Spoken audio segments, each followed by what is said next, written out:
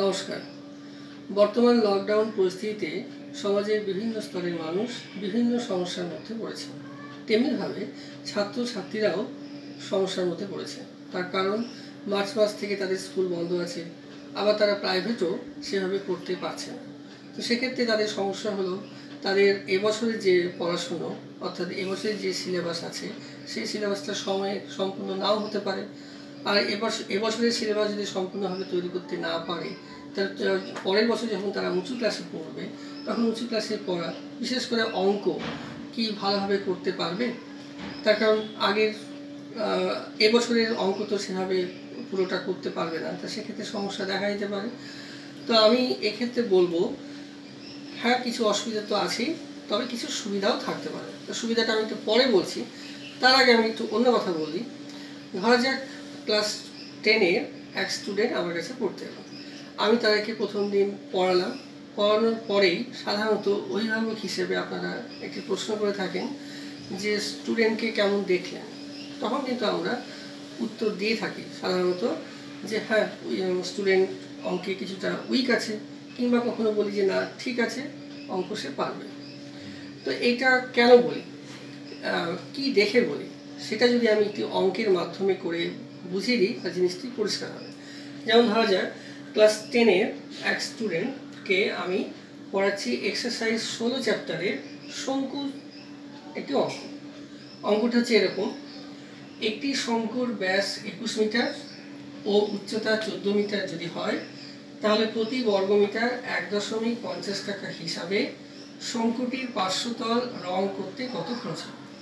তো প্রথমে স্টুডেন্টকে বলবো শঙ্কু সম্বন্ধে পুরো সূত্র সম্বন্ধে ধারণা দেব, সূত্র লিখে দেব। তারপর শঙ্কুর ছবি সম্বন্ধে পরিষ্কার ধারণা দেব। ধারণা দেওয়ার পর বলবো যে দেখো এখানে পার্শ্বতল রং করতে বলা হয়েছে, তার মানে তোমাকে পার্শ্বতলের ক্ষেত্রফল বের করতে হবে। এবার পার্শ্বতলের ক্ষেত্রফলের একটি সূত্র আছে, সূত্রটা হচ্ছে পাই আর এল।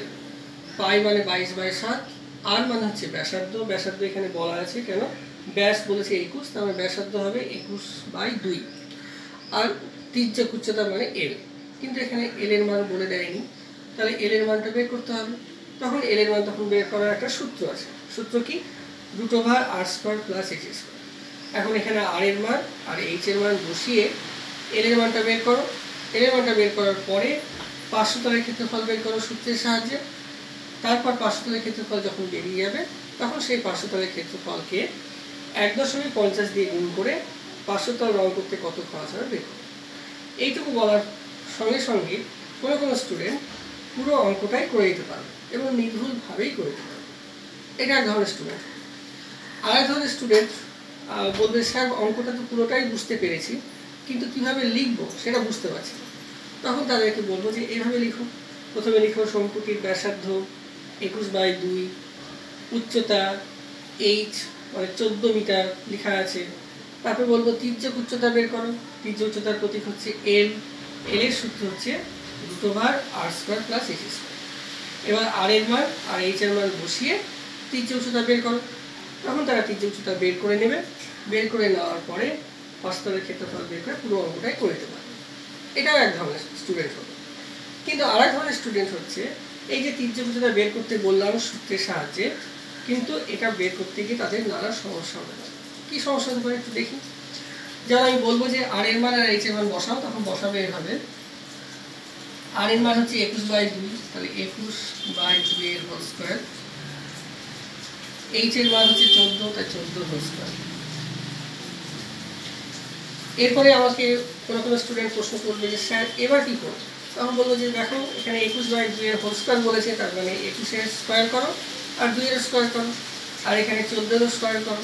স্কোয়ার মানে কি, 21-কে 21 দেখব, 14-কে 14 দেখব। তখন তারা তখন করতে পারবে। তখন তারা করবে এভাবে 441/4 + 196। এরপরেও তারা আবার জিজ্ঞেস করবে স্যার এবার কী করবো? তখন আমি বলবো যে এবার লসাগু করো। তখন লসাগু করবে। তো লসাগু হবে 4, উপরে হবে 441 + 196।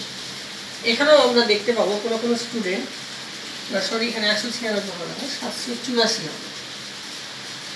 তো দেখতে পাবো যে কোনো কোনো স্টুডেন্ট এখানে 784 না লিখে 196 লিখে, তখন তাদেরকে বলতাম যে না, এটা 196কে 4 দিয়ে গুণ করে যাওয়া হবে, তারা এখানে বসাতে হবে। এটা একটু আমরা নোটিস করব।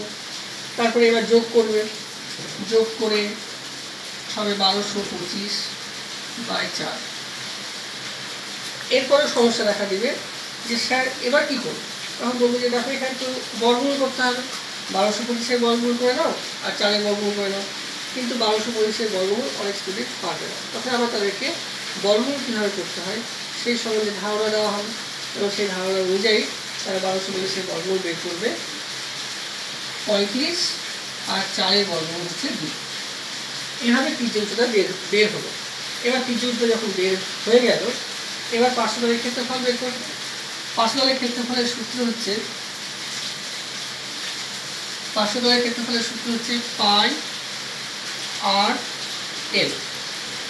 পায়ের মান হচ্ছে 22/7, আর এর মান হচ্ছে 21/2 বলা আছে, 21/2। এল এর মান মানে এইমাত্র বের করলাম 35/2, তাহলে এল এর মান 35/2 বসাবো। এবার স্টুডেন্টদেরকে বলবো যে এবার তোমরা কাটাকুটি করে পার্শ্বদলের ক্ষেত্রফল বের করো। কেউ কেউ দেখবো পারবে, আবার কেউ কেউ দেখবো যে পারবে না।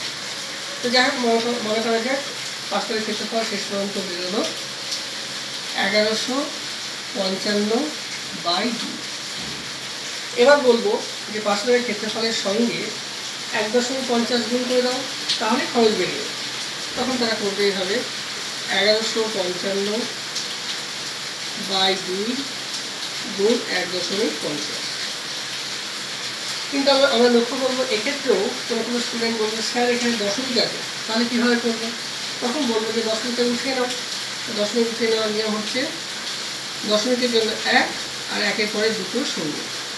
এবার কাটাকুটি করবে। কাটাকুটি করার পরে ধরা যায় উত্তরটা বেরোলো 3,465/4। এবার বলবে তোমরা এবার এটাকে 3,465-কে অর্থাৎ 3,465-কে 4 দিয়ে ভাগ করো, ভাগ করে উত্তরটা বের করো। এখন এই ভাগ করতে গিয়েও অবশিষ্ট হবে, তখন তাদেরকে বলবো যে তোমরা দশমিকে ভাগ করো। তখন দশমিকে ভাগ করে উত্তরটা বের হবে 866.25। তা এখন এই যে পুরো প্রসেসটা হলো, এই পুরো প্রসেসে যে এই যে ধাপগুলো হলো, এই ধাপগুলোর মধ্যে স্টুডেন্টরা কী কী করলো? কখনো যোগ করলো, কখনো গুণ, কখনো ভাগ করেছে বা দশমিকের ভাগ, বা কখনো বর্গমূল করেছে। এগুলোকে আমরা বলি অঙ্কের বেসিক্স। তো এখন যে স্টুডেন্ট এগুলো পুরোটাই দেখাতে হলো না, কিন্তু পুরোটাই অঙ্ক করে এলো, তাদেরকে অবশ্যই বলবো যে তারা অঙ্কের জন্য তৈরি আছে এবং ক্লাস 10-এর অঙ্ক খুব ভালোভাবেই পারবে। আর যাদের এই ক্ষেত্রে বিভিন্ন ধাপে আটকে গেল, বিভিন্ন ধাপে করতে পারলো না, তাদেরকে বলবো তারা একটু উইক আছে। এখন যদি আমার প্রশ্ন হলো যে এই বেসিক্সগুলো যদি কোনো স্টুডেন্ট যদি করতে পারে, তাহলে উঁচু ক্লাসের অঙ্ক করতে কোনো সমস্যা হওয়ার কথা নয়।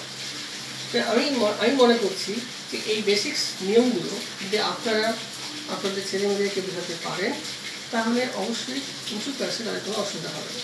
সে কারণে আমি পরবর্তী ভিডিওগুলোতে ক্লাস 10-এর স্টুডেন্টের ক্ষেত্রে একদম শুরু থেকে যা যা বেসিক্স হয় সেগুলো আমি প্রকাশ করব, এবং সেই অনুযায়ী আপনারা সেই বেসিক্সগুলো আয়ত্ত করে আপনাদের ছেলেমেয়েদেরকে বোঝাবেন। তাহলে আমি আশা করি পরবর্তী ক্লাসে তাদের অঙ্ক করতে কোনো অসুবিধা হবে না। ধন্যবাদ।